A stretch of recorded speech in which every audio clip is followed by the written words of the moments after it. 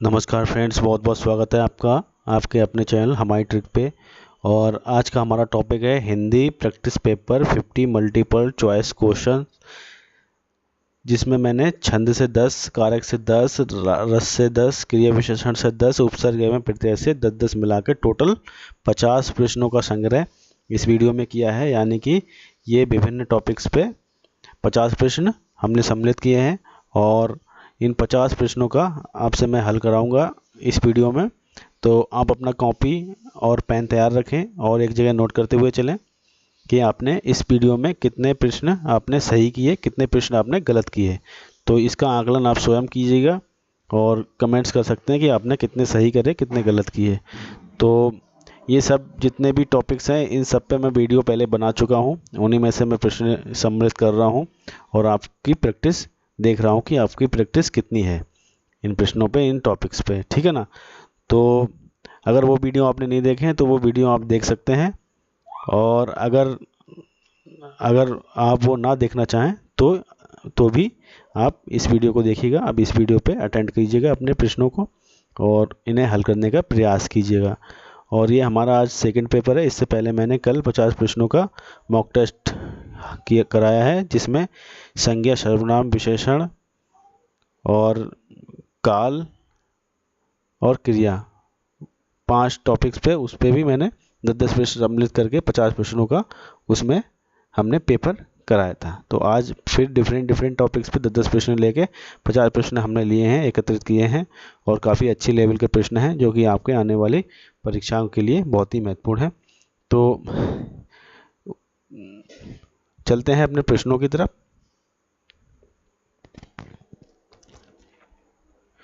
देखिए, पहला प्रश्न आ गया आपकी स्क्रीन पे। प्रश्न है हमारा, हिंदी में छंद कितने प्रकार के होते हैं। ऑप्शन देख लेते हैं। ऑप्शन है हमारे पास में 4, 5, 7 या 8। तो हिंदी में छंद कितने प्रकार के होते हैं? राइट आंसर है हमारा 4 प्रकार के, यानी कि ए ऑप्शन हमारा करेक्ट है। हिंदी में छंद हमारे 4 प्रकार के होते हैं, तो हमारा ए ऑप्शन बिल्कुल करेक्ट है। ठीक है ना। अगला प्रश्न देख लेते हैं। उससे पहले ये जान लेते हैं कि 4 कौन कौन से होते हैं छंद। देखिए, एक होता है वर्णिक, दूसरा मात्रिक, तीसरा उभय और चौथा मुक्तक। तो हिंदी में छंद कितने प्रकार के होते हैं? 4 प्रकार के होते हैं। 4 प्रकार मैंने आपको बताया। 4 प्रकार कौन कौन से होते हैं? वर्णिक, मात्रिक, उभय और मुक्तक। ठीक है ना। तो चारों छंद यहाँ पे आपकी स्क्रीन पे हैं। हिंदी में छंद 4 प्रकार के होते हैं, वर्णिक, मात्रिक, उभय और मुक्तक। ठीक है, बढ़ते हैं आगे। देखिए, वर्णिक छंद कौन कौन से होते हैं, आप एक नज़र देखिएगा। वर्णिक छंद होते हैं इंद्र ब्रजा, उपेंद्र ब्रजा, बसंत तिलका, मालिनी, मज्जू मालिनी, मंदाकांता, शिकरणी, वंशस्थ, ध्रुत विलंबित, मतगयंत, सर्वया। तो ये आपके वर्णिक छंद हो गए। और मात्रिक छंद आपके होते हैं चौपाई, रोला, हरिगीतिका, दोहा, सोरठा, छप्पय, बरवय, गीतिका, वीर या आला और कुंडलिया। तो ये सब आपके वर्णिक और मात्रिक हुए। बढ़ते हैं अगले प्रश्न की तरफ। देखिए, प्रश्न है हमारा, दोहा के द्वितीय और चतुर्थ यानी कि समचरण में कितनी मात्राएं होती हैं? ऑप्शन है हमारे पास में 11, 12, 13, 14। तो राइट आंसर है हमारा 11, यानी कि दोहा के द्वितीय और चतुर्थ चरण में जो समचरण होते हैं उनमें 11 मात्राएं होती हैं। ये ऑप्शन हमारा करेक्ट है। और आगे प्रश्न देख लेते हैं। देखिए, प्रश्न है हमारा, श्री गुरु चरण सरोज रज, निज मन मुकुर सुधार, वरण और रघुवर विमल जस, जो दायक फल चार। तो इनमें कौन सा छंद है? उपरोक्त पंक्तियों में कौन सा छंद है, हमें यह बताना है। ऑप्शन है हमारे पास में दोहा, चौपाई, रोला या हरिगीतिका। तो राइट आंसर है हमारा दोहा, यानी कि ये ऑप्शन हमारा करेक्ट है। उपरोक्त पंक्तियों में दोहा छंद है। ठीक है ना। तो दोहा है, उपरोक्त पंक्तियों में दोहा छंद है, तो आपका ए ऑप्शन करेक्ट हो जाता है। अगला देख लेते हैं प्रश्न। देखिए प्रश्न है हमारा, निम्न में कौन सा वर्णिक छंद है? निम्न में कौन सा वर्णिक छंद है? और ऑप्शन है आपके इंद्रव्रजा, सर्वया, बसंत तिलका या ये सभी। तो राइट आंसर है हमारा ये सभी। वर्णिक छंद हमारे ये सभी हैं, जो कि मैंने टेबल के माध्यम से अभी आपको बताए थे कि वर्णिक छंद और मात्रिक छंद कौन कौन से होते हैं। तो ये सब वर्णिक छंद के अंतर्गत आते हैं। ठीक है ना। बढ़ते हैं अगले प्रश्न की तरफ। देखिए प्रश्न है अगला, दामनी दमक रही घन माही, खल के प्रति जथा स्थिर नाही।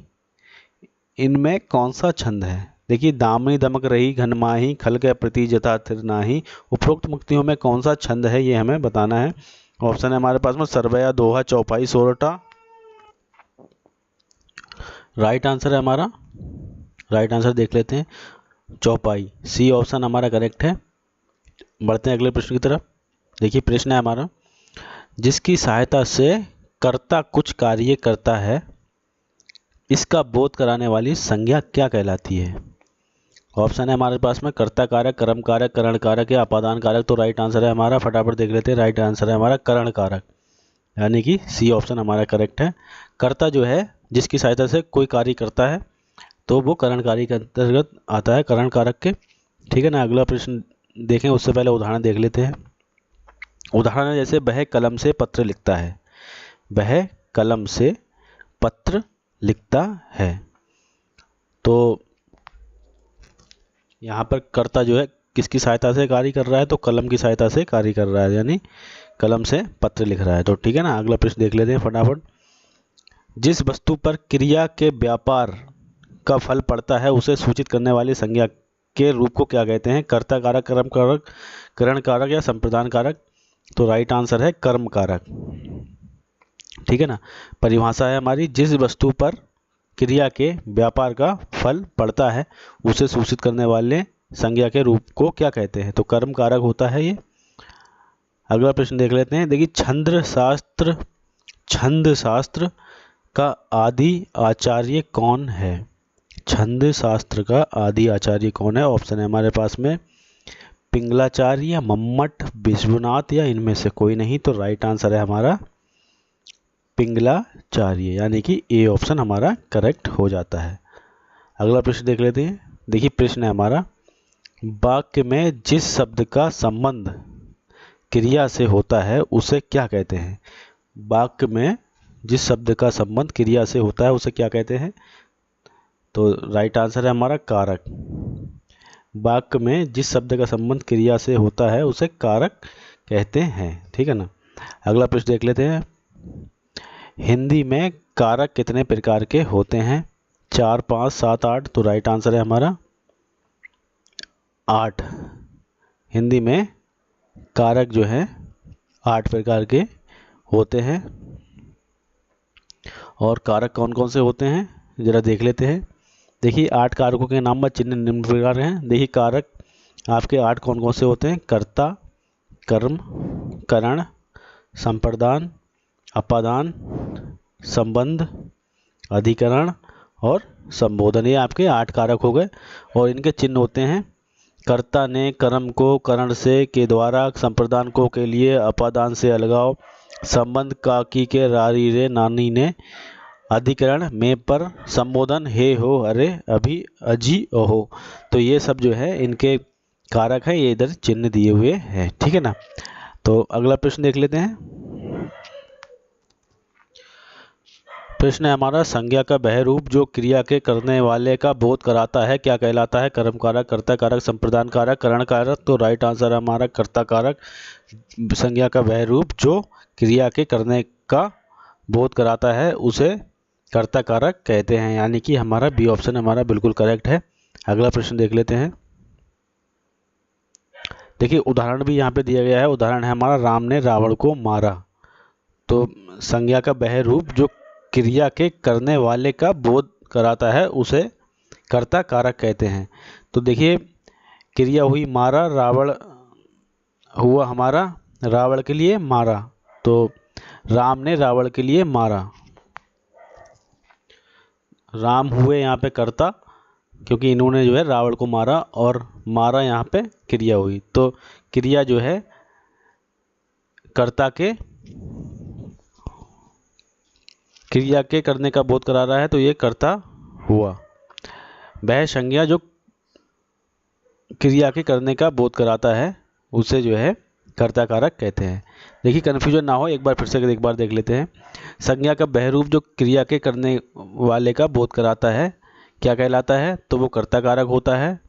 और कर्ता कारक का उदाहरण है राम ने रावण को मारा, तो मारा यहाँ पे क्रिया हुई और राम यहाँ पे कर्ता हुए। ठीक है ना, कन्फ्यूजन नहीं होनी चाहिए। अगला प्रश्न देख लेते हैं फटाफट। प्रश्न है हमारा, अर्थ के अनुसार क्रिया विशेषण कितने प्रकार के होते हैं। ऑप्शन है हमारे पास में 5 4 3 2, तो राइट आंसर हमारा 4। तो अर्थ के अनुसार क्रिया विशेषण हमारे 4 प्रकार के होते हैं, यानी कि बी ऑप्शन हमारा है करेक्ट। ठीक है ना, अगला प्रश्न देख लेते हैं। प्रश्न है हमारा, रचना की दृष्टि से क्रिया विशेषण कितने प्रकार के होते हैं। तो रचना की दृष्टि से अब देख लेते हैं, रचना की दृष्टि से कितने प्रकार के होते हैं। रचना की दृष्टि से हमारे कितने प्रकार के होते हैं। ऑप्शन है हमारे पास में 8 6 4 2, राइट आंसर है हमारा 2। रचना की दृष्टि से क्रिया विशेषण कितने भेद होते हैं, तो वो 2 भेद होते हैं, यानी कि डी ऑप्शन हमारा है बिल्कुल करेक्ट। 2 भेद होते हैं। कौन कौन से होते हैं, मूल और यौगिक। ठीक है ना, तो ये हमारा डी ऑप्शन बिल्कुल करेक्ट है। अगला प्रश्न देख लेते हैं। देखिए प्रश्न है हमारा, कर्म कारक के कितने रूप होते हैं। कर्म कारक के कितने रूप होते हैं। ऑप्शन है हमारे पास में 2 3 4 5, तो राइट आंसर है हमारा 2 रूप। कर्म कारक के कितने रूप होते हैं, तो कर्म कारक के 2 रूप होते हैं। और वो दोनों कौन कौन से रूप होते हैं, देखिए एक होता है अप्रत्यय कर्म कारक, दूसरा होता है सप्रत्यय कर्म कारक। तो कर्म कारक के कितने रूप होते हैं, 2 रूप होते हैं, अप्रत्यय कर्म कारक और सप्रत्यय कर्म कारक। ठीक है ना, उम्मीद है समझ में आया होगा। अगला प्रश्न देख लेते हैं। देखिए प्रश्न है हमारा अगला, संज्ञा एवं सर्वनाम के जिस रूप से किसी वस्तु का अलग होना पाया जाता है वहाँ कौन सा कारक होता है। ऑप्शन है हमारे पास में संप्रदान कारक, अपादान कारक, संबंध कारक या संबोधन कारक। तो राइट आंसर देख लेते हैं। राइट आंसर है हमारा अपादान कारक। देखिए संज्ञा एवं सर्वनाम के जिस रूप से किसी वस्तु का अलग होना पाया जाता है वहाँ पर जो है अपादान कारक होता है। ठीक है ना, तो उदाहरण देख लेते हैं इसका। उदाहरण है, पेड़ से पत्ता गिरता है। तो देखिए पेड़ से पत्ता गिरता है, तो यहाँ पत्ता जो है पेड़ से अलग हो रहा है, इसलिए यहाँ पे अलग होना दिखाया जा रहा है, इसलिए यहाँ पे अपादान कारक है। ठीक है ना, अगला प्रश्न देख लेते हैं फटाफट। प्रश्न है हमारा, रूप के अनुसार क्रिया विशेषण कितने प्रकार के होते हैं। रूप के अनुसार क्रिया विशेषण कितने प्रकार के होते हैं। 4 3 2 5, तो राइट आंसर है हमारा 3 प्रकार के। तो यहाँ पे कई प्रकार से प्रश्न आ सकता है, रचना के अनुसार, रूप के अनुसार, अर्थ के अनुसार, वचन के अनुसार, तो कई प्रकार से आ सकता है प्रश्न। तो यहाँ पे फिलहाल पूछा गया रूप के अनुसार क्रिया विशेषण कितने प्रकार के होते हैं, तो राइट आंसर है हमारा 3 प्रकार के होते हैं। ठीक है ना, अगला प्रश्न देख लेते हैं। प्रश्न है, कालवाचक क्रिया विशेषण है। कालवाचक क्रिया विशेषण कौन सा है। ऑप्शन है हमारे पास में अब, जहाँ, पर्याप्त, आगे। तो राइट आंसर है हमारा अब, ये ऑप्शन हमारा करेक्ट है। कालवाचक क्रिया विशेषण है अब, कालवाचक क्रिया विशेषण है अब, ये ऑप्शन हमारा बिल्कुल करेक्ट है। प्रश्न अगला प्रश्न देख लेते हैं। जिसके लिए काम किया जाए उसे क्या कहते हैं। वाक्य है हमारा, जिसके लिए काम किया जाए उसे क्या कहते हैं। संप्रदान कारक, अपादान कारक, संबंध कारक या कर्म कारक। तो राइट आंसर देख लेते हैं। राइट आंसर है हमारा संप्रदान कारक। जिसके लिए काम किया जाए वो संप्रदान कारक होता है। उदाहरण देख लेते हैं। प्रेम ने पूजा के लिए फूल खरीदे। तो जिसके लिए काम किया जाए, यानी कि प्रेम ने जो है पूजा के लिए फूल खरीदे, यानी प्रेम ने काम किया पूजा के लिए, क्या करा काम, फूल खरीदे। ठीक है ना, ऑप्शन यहाँ पर उदाहरण सहित है। उम्मीद है समझ में आया हो। अगला प्रश्न देख लेते हैं। कर्ता कारक के कितने रूप होते हैं। कर्ता कारक के कितने रूप होते हैं। ऑप्शन है हमारे पास में 2 4 6 8। तो राइट आंसर देख लेते हैं। राइट आंसर है हमारा 2 रूप। कर्ता कारक के कितने रूप होते हैं, तो यहाँ पे 2 रूप होते हैं। अगला प्रश्न देख लेते हैं। देखिए उदाहरण भी यहाँ पे कौन कौन से हैं। कर्ता कारक कितने रूप होते हैं, 2 रूप होते हैं, अप्रत्यय कर्ता कारक और सप्रत्यय कर्ता कारक, ठीक है ना। अगला प्रश्न देख लेते हैं। प्रश्न है निम्नलिखित शब्दों में कौन सा शब्द क्रिया विशेषण है। देखिए कुछ शब्द दिए गए हैं 4 ऑप्शंस में, हमें पहचानना है कौन सा शब्द क्रिया विशेषण के अंतर्गत आता है। ऑप्शन है हमारे पास में सूर्योदय, विगत, नीला और धीरे धीरे। तो राइट आंसर है हमारा धीरे धीरे। धीरे धीरे जो है क्रिया विशेषण के अंतर्गत आता है, ठीक है ना। डी ऑप्शन हमारा करेक्ट है। अगला प्रश्न देख लेते हैं फटाफट। वह किधर गया, वाक्य में किधर शब्द है। वह किधर गया वाक्य में किधर शब्द है। ऑप्शन है आपके पास में गुणवाचक विशेषण, स्थानवाचक क्रिया विशेषण, प्रश्नवाचक सर्वनाम या इनमें से कोई नहीं। तो राइट आंसर है हमारा स्थानवाचक क्रिया विशेषण, यानी कि बी ऑप्शन हमारा है बिल्कुल करेक्ट, स्थानवाचक क्रिया विशेषण, ठीक है ना। वह किधर गया स्थानवाचक क्रिया विशेषण के अंतर्गत वाक्य किधर आता है, ठीक है ना। अगला प्रश्न देख लेते हैं। प्रश्न है कौन सा शब्द क्रिया विशेषण है। देखिए 4 शब्द दिए गए हैं फिर से यहाँ पे, और 4 शब्द में कौन सा शब्द क्रिया विशेषण है हमें पहचानना है। तेज, पहला, बुद्धिमान, मीठा। राइट आंसर है तेज। कौन सा शब्द क्रिया विशेषण है, तो वो तेज क्रिया विशेषण है, यानी कि ये ऑप्शन हमारा करेक्ट है। अगला प्रश्न देखिए छप्पय किस प्रकार का छंद है। छप्पय जो है किस प्रकार का छंद है। आपके पास ऑप्शन है सम, विषम, अर्धसम, इनमें से कोई नहीं। तो राइट आंसर है विषम। छप्पय किस प्रकार का छंद है, तो ये विषम छंद है। देखिए फ्रेंड्स मैं बहुत तेज़ पढ़ा रहा हूँ, अगर आप आंसर देना चाहते हैं तो वीडियो को पॉज कर करके अपना आंसर लगाते रहिए, क्योंकि मैं काफ़ी तेज़ पढ़ा रहा हूँ।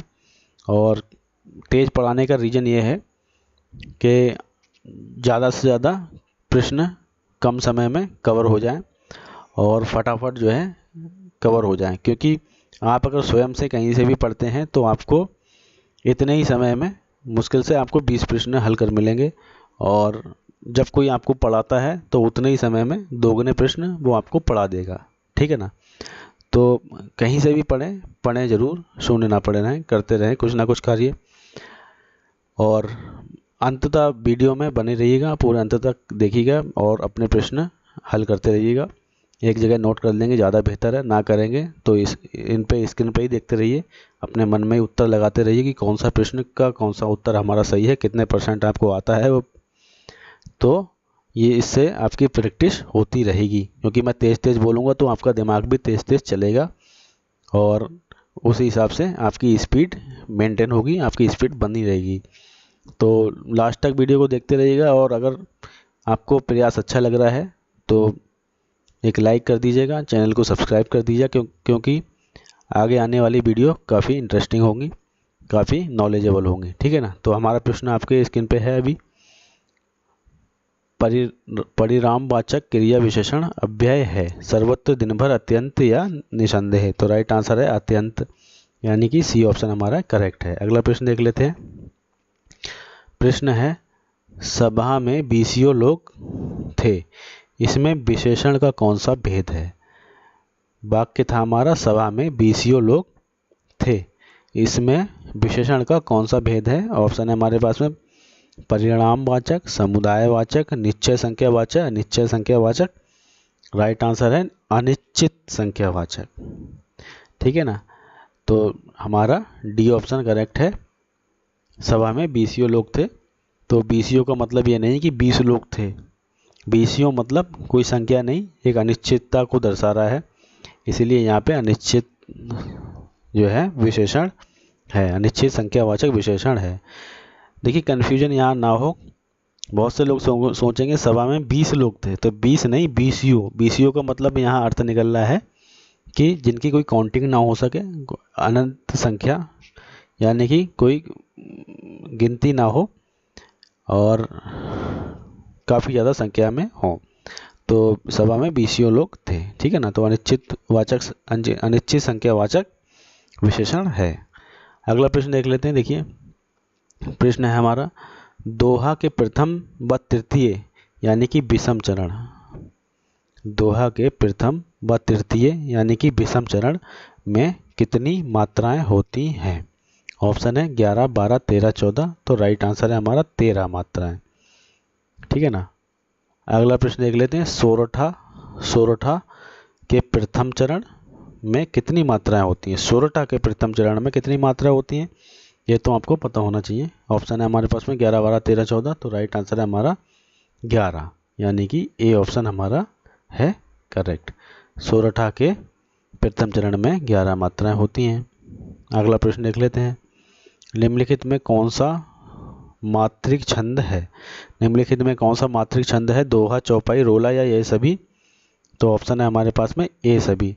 देखिए दोहा, चौपाई और रोला ये सभी आपके मात्रिक छंद के अंतर्गत आते हैं। मैंने शुरुआत में वीडियो के आपके लिए एक टेबल दिखाई थी जिसमें वर्णिक और मात्रिक छंद मैंने आपको बताए थे। ठीक है ना।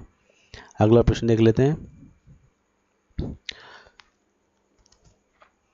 प्रश्न है हमारा, रोहन ने आधा लीटर दूध पी लिया, रेखांकित में कौन सा विशेषण है? यानी कि हमें बताना है, जो रेखांकित वर्ड है हमारा आधा लीटर, इसमें कौन सा विशेषण है?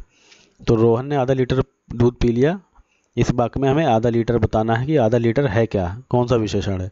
गुणवाचक, संख्यावाचक, परिणामवाचक या सर्वनामिक विशेषण? तो राइट आंसर है हमारा परिणामवाचक विशेषण है, परिणामवाचक विशेषण है। ठीक है ना। अगला प्रश्न देख लेते हैं। देखिए प्रश्न है हमारा, रस के कितने प्रकार होते हैं? रस के कितने प्रकार होते हैं? ऑप्शन है हमारे पास में 7, 4, 11 या 8। तो राइट आंसर है हमारा 11 प्रकार। रस के जो है कितने प्रकार होते हैं? 11 प्रकार होते हैं, यानी कि तीसरा ऑप्शन हमारा बिल्कुल करेक्ट है। तो 11 प्रकार कौन कौन से होते हैं जरा देखेंगे। देखिए 11 कौन कौन से होते हैं आपका, श्रृंगार रस, हास्य रस, करुण रस, वीर रस, रौद्र रस, भयानक रस, विभत्स रस, अद्भुत रस, शांत रस, वात्सल्य रस और भक्ति रस। ये टोटल आपके 11 रस हो गए। ठीक है ना। तो बढ़ते हैं अगले प्रश्न की तरफ। देखिए प्रश्न है आपका, किस रस को रसराज कहते हैं? काफ़ी सरल क्वेश्चन है और कई बार आ चुका है। किस रस को रसराज कहते हैं? ऑप्शन है आपके पास में श्रृंगार रस, हास्य रस, वीर रस या शांत रस। तो राइट आंसर है हमारा श्रृंगार रस, यानी कि पहला ऑप्शन हमारा करेक्ट है। श्रृंगार रस जो है इसको रसराज कहा जाता है। ठीक है ना। अब देखिए प्रश्न है हमारा, रस के कितने अंग होते हैं? रस के कितने अंग होते हैं? प्रकार हम पढ़ चुके और इस वाक्य में है, इस प्रश्न में है रस के कितने अंग होते हैं। ऑप्शन है हमारे पास में 2, 4, 6, 8। तो देखते हैं, रस के 4 अंग होते हैं, यानी कि दूसरा वाला ऑप्शन हमारा करेक्ट है। कौन कौन से होते हैं वो भी देखते हैं। देखिए रस के कितने अंग होते हैं? 4 अंग होते हैं, और कौन कौन से होते हैं? स्थायी भाव, विभाव, अनुभाव और संचारी भाव। रस के कितने अंग होते हैं? 4 अंग होते हैं, स्थायी भाव, विभाव, अनुभाव और संचारी भाव, ये रस के अंग होते हैं। प्रश्न है हमारा, मैया मैं तो चंद्र खिलौना ले हों, मैया मैं तो चंद्र खिलौना ले हों। देखिए कौन से रस का उदाहरण है, हमें बताना है। मैया मैं तो चंद्र खिलौना ले हों कौन से रस का उदाहरण है? आपके ऑप्शन है शांत रस, भक्ति रस, वात्सल्य रस या श्रृंगार रस। तो राइट आंसर देख लेते हैं। राइट आंसर है हमारा वात्सल्य रस, यानी कि सी ऑप्शन हमारा करेक्ट है। मैया मैं तो चंद्र खिलौना ले हों में वात्सल्य रस का उदाहरण है। ठीक है ना। अब देख लेते हैं अगला प्रश्न, अर्थ के आधार पर शब्द कितने प्रकार के होते हैं? देखिए शब्द बताने हैं, लेकिन किसके आधार पर बताने हैं? हमें अर्थ के आधार पर बताने हैं। अर्थ के आधार पे शब्द कितने प्रकार के होते हैं। आपको ये चीज़ याद रखनी है कि जो भी आधार पूछ रहा है या आधार या अनुसार पूछ रहे हैं, तो वो अर्थ के अनुसार पूछ रहे हैं या रचना के अनुसार पूछ रहे हैं या किसी और के अनुसार पूछ रहे हैं। तो यहाँ पे पूछा गया है अर्थ के आधार पर शब्द कितने प्रकार के होते हैं। ऑप्शन है हमारे पास में 2, 3, 4 या 8। तो राइट आंसर देखेंगे अपना कौन सा है। राइट आंसर है हमारा 2 प्रकार के, यानी कि ये ऑप्शन हमारा करेक्ट है। अर्थ के आधार पर शब्द हमारे 2 प्रकार के होते हैं। और कौन कौन से होते हैं ये हमारे अर्थ के आधार पर शब्द 2 प्रकार के होते हैं। और ये शब्द होते हैं आपके, एक होता है सार्थक, दूसरा है निरर्थक, ठीक है ना। तो ये दोनों आपके अर्थ के आधार पे शब्द होते हैं, ठीक है। अगला प्रश्न देख लेते हैं। देखिए प्रश्न है हमारा, भरत मुनि के स्थायी भावों में कौन सा भाव सम्मिलित नहीं है। देखिए भरत मुनि के अनुसार स्थायी भाव अलग अलग होते हैं। इनके स्थायी भावों में एक स्थायी भाव को सम्मिलित नहीं किया गया है। तो वही हमें इस प्रश्न में पूछा गया है कि भरत मुनि के स्थायी भावों में कौन सा भाव सम्मिलित नहीं है। तो एक भाव ऐसा है जिसे भरत मुनि ने सम्मिलित नहीं किया है, वो हमें इस प्रश्न के अंतर्गत बताना है। ऑप्शन है हमारे पास में हास्य, जुगुप्सा, विस्मय या निर्वेद। तो राइट आंसर है हमारा निर्वेद, यानी कि चौथा हमारा ऑप्शन बिल्कुल सही है।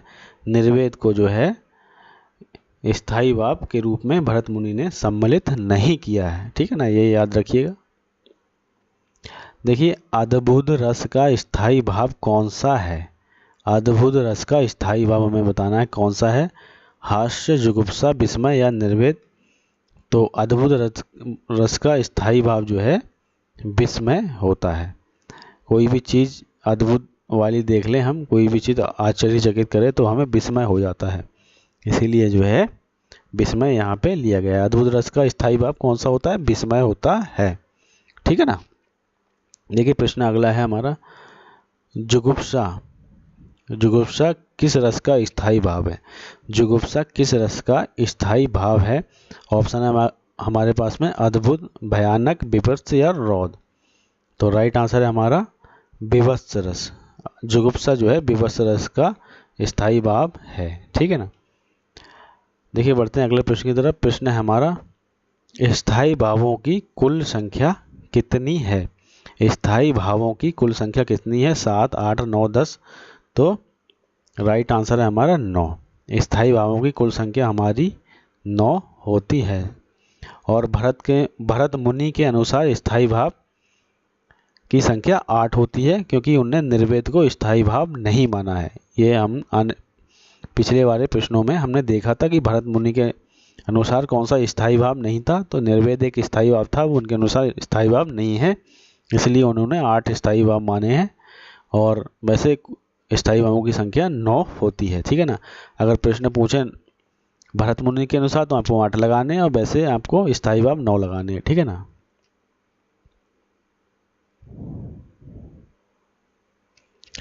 देखिए यहाँ पे आ भी गया प्रश्न, भरत मुनि के अनुसार स्थायी भावों की संख्या कितनी है। तो ये 8 रह जाती है। 8 भरत मुनि के अनुसार स्थायी भाव 8 हैं, ठीक है ना। वैसे स्थायी भाव 9 होते हैं, लेकिन भरत मुनि के अनुसार स्थायी भाव 8 रह गए। और इससे पहले हमने जो प्रश्न किया था उसमें हमें पता भी लग गया कि निर्वेद जो है उसे भरत मुनि ने स्थायी भाव नहीं माना है, ठीक है ना। कन्फ्यूजन नहीं होनी चाहिए, आप याद रखिएगा। भरत मुनि ने निर्वेद को स्थायी भाव के रूप में सम्मिलित नहीं किया है। निर्वेद को स्थायी भाव के रूप में भरत मुनि ने जगह नहीं दी है, उसे निर्वेद को स्थायी भाव नहीं माना है, इसीलिए इनके स्थायी भावों की संख्या 8 रह गई। और वैसे वर्तमान में इस रसों के स्थायी भाव जो है 9 होते हैं, ठीक है ना। भरत मुनि के अनुसार 8 रहते हैं, वैसे 9 होते हैं, ठीक। कन्फ्यूजन नहीं होनी चाहिए। दोनों आंसर आपको मैंने काफ़ी देर रटाए हैं तोते की तरह, और आपको तोते की तरह याद भी रहने चाहिए ये।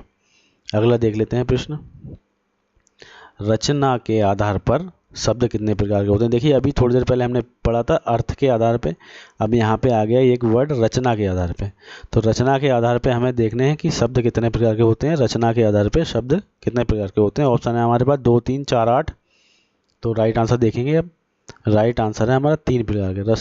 रचना के आधार पे शब्द जो हैं 3 प्रकार के होते हैं, ठीक है ना।